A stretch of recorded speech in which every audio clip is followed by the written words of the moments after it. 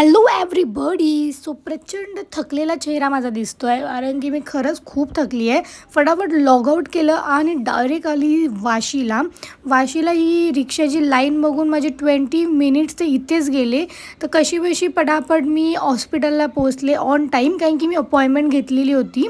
ऑफिसनंतर direct हॉस्पिटलला आली. पप्पांचं जे रुटीन चेकअप होतं ते केलं आणि नंतर गेलो मस्त प्रशांत कॉर्नरमध्ये काहीतरी चटरपटर खायला.